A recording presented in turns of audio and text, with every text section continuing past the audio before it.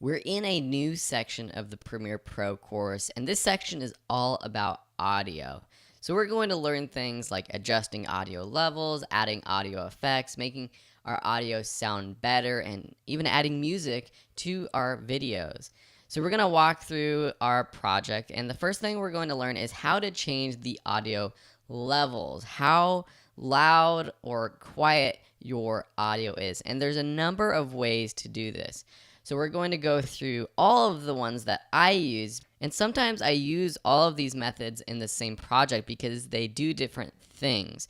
So if you want to just increase or decrease the volume of a specific audio clip, say this very first clip that we have in our little documentary, we have on our timeline tools to do so.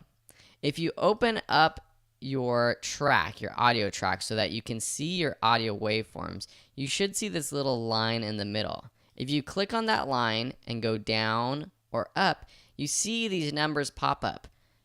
There's a number and then dB. dB is decibel, and that's how we measure sound.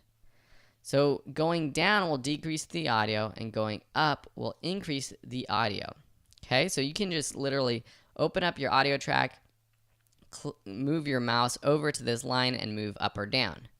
We can also get in here and do a little bit more advanced editing. So I'm going to zoom in here really quick. So say we're playing through this and this little peak right here, it's not that loud, but say we think it's too loud, or you do have a bit of audio that actually is too loud and you want to lower just that piece. Well, you could go in here and use the razor tool to cut around it, and then just take your mouse selector tool and decrease this little bit. But that's a little bit too much work for me. So I'm going to take my pen tool, P is the keyboard shortcut to get to the pen tool, and put points on this line. So I can put a point here, I could put a point here, I could put a point here, and I could put a point here. And then I could take my selection tool and I can decrease this middle point. These points act as anchors that lock the track audio to a specific point. So if you set a point, then you're basically saying at this point, I want my audio to be at this level. But you can move these points around, and if you have 2 points, you can move the bar in between the point up or down. Okay, this is also another way that you can create a custom transition. So I'm going to delete this constant power transition that we added last time. And I'm just going to take my pen tool, set a point there, and then take a point there. And now we have a completely customized Same year I was diagnosed. audio transition. And I can take my selector tool and move these around.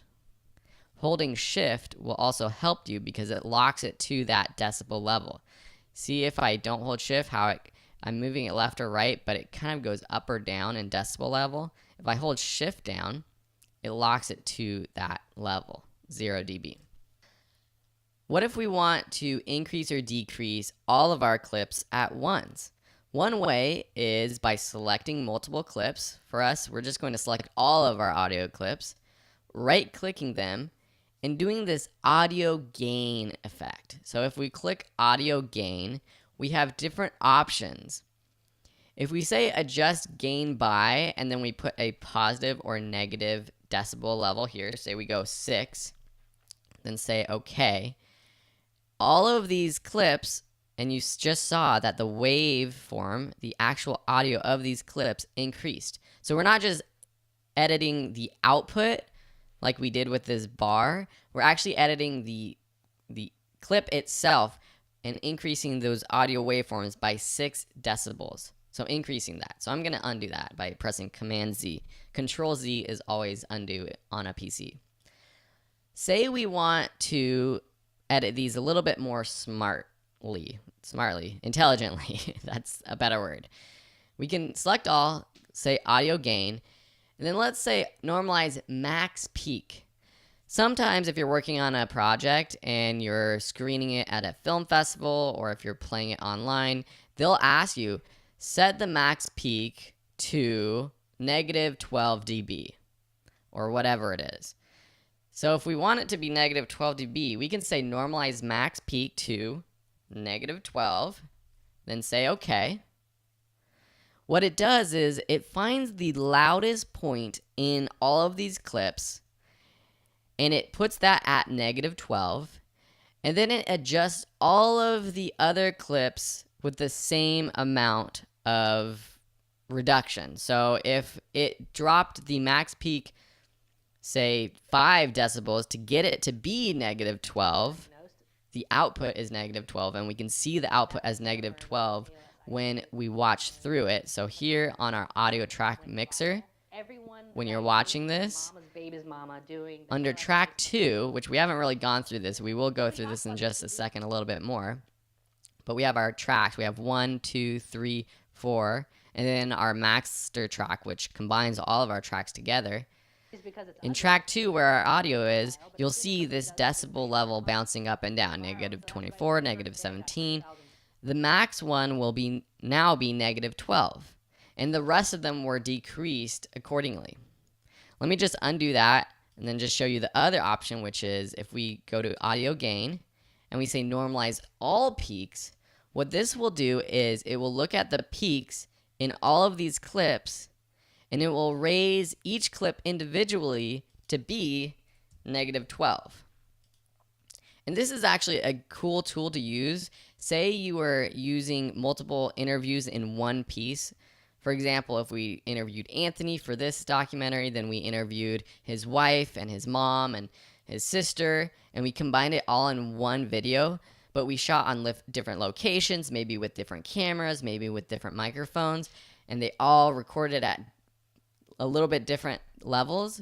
We can select all of them, every clip in the interview, and we can say audio gain, normalize all peaks to negative 10 or whatever it is, and it will make all of the audio generally feel the same loudness. So that's a quick way to make all of your audio sound the same levels.